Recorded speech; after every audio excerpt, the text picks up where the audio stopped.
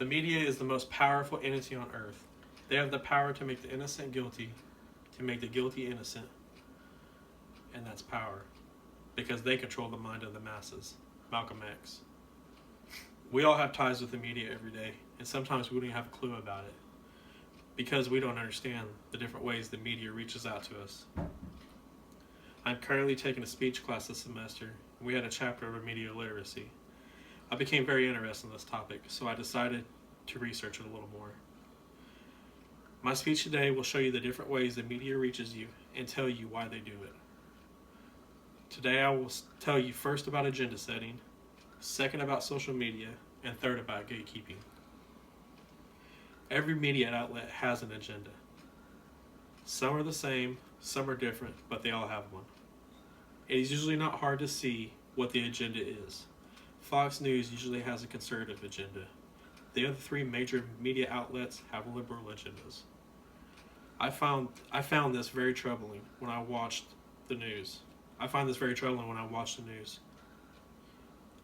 myself wondering if I am getting all the information or just the information they want me to receive. This past election really woke me up to this. We see the term fake news used a lot today, and you might think it's funny, but it's really not.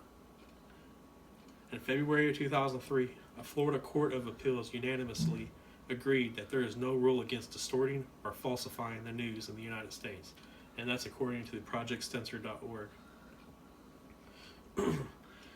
Now that we have covered agenda setting, let's move on to the social media. Social media is something we use on a daily basis. It is one of the media's most powerful tools to use to reach us. But social media offers us something television or radio doesn't offer. It offers more options in the media and lets us tailor our own news feed. So we only have to see what we want, and if we follow a certain news station and they start pushing stories that we personally don't want to see, it simply only takes a push of the button to rid ourselves from that particular news station, and we never have to see another story that they post until we allow it. And last, we will discuss gatekeeping in the media. Gatekeepers are a person or a group that decides what message to pass along through the gates of the media to reach its consumers. Gatekeepers manage the mass media. They're usually producers, editors, webmasters, or even political parties. Gatekeeping goes along with agenda setting because it's the gatekeeper who sets the agenda for the media to push. I believe political parties are the biggest gatekeepers we have. I saw it during the election, and I see it even more now. We turn on Fox News and we hear wonderful things about Republicans. Or we could turn on CNN and hear great things about Democrats. It's all about agenda setting and what the gatekeepers in the media allow to be broadcasted. To sum things up, we have many choices when it comes to the media. We can pick and choose what we want to hear or how we even want to hear it.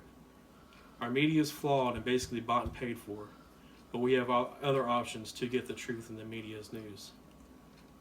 The three topics I covered in this speech do not begin to touch media literacy, but I felt they were all the most important topics to cover.